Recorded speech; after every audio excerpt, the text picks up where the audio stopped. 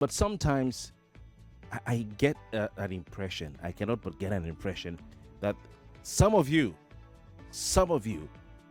will never see anything good in what President Bola Tinubu does. That's even if he does the best thing.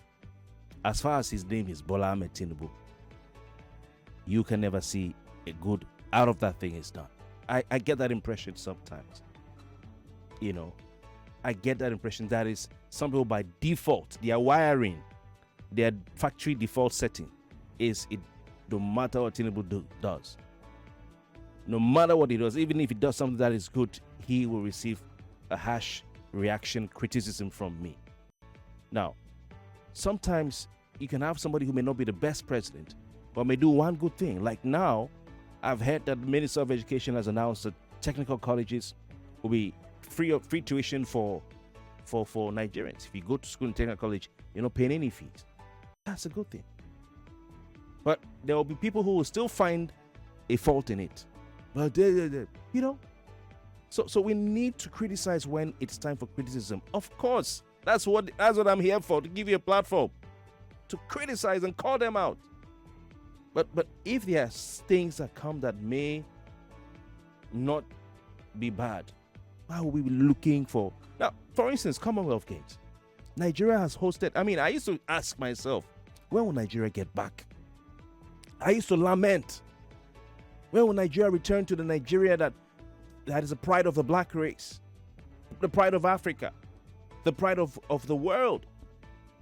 A country that hosted FIFA on the 20 World Cup, I think, in 1999. The whole world came to Nigeria. Javier Hernandez and all these big players we saw playing for different countries, they came to play here in our cities, and it was successful. Nigeria hosted the FIFA under 17 World Cup in 2009, 10 years later. Some players who later went on to become big names in world football played here in Nigeria. That's when Obasanjo built the Abuja Stadium that's been left to rot. All right? First African nation to do so. No, I think on the 17, Egypt was the first.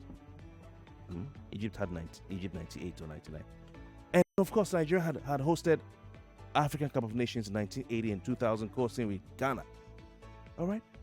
All Africa Games, 1973 in Lagos and 2003 in Abuja. So for a country to go from that to not being able to host a tournament, it's a drop, it's a fall. And if Nigeria can pull this up, because Nigeria has submitted a bid, India has also submitted a bid as well for the Commonwealth Games.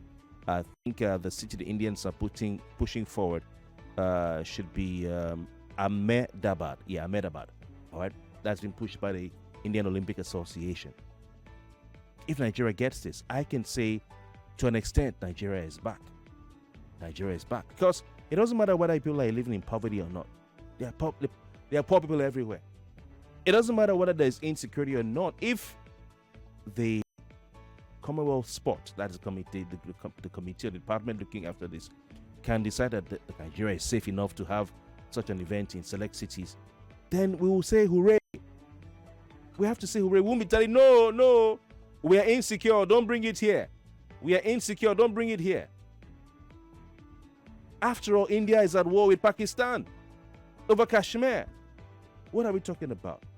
It is time for Nigeria to shine the light so that darkness will be chased away. Darkness of terrorism, darkness of poverty, darkness of insecurity.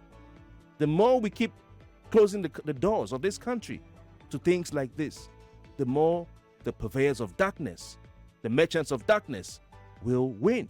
That's why Nigeria needs to host the Commonwealth Games. There are a lot of benefits. What are we talking about?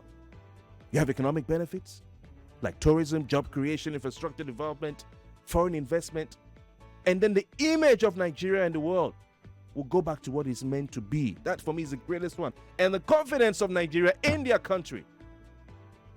Let's support what is good.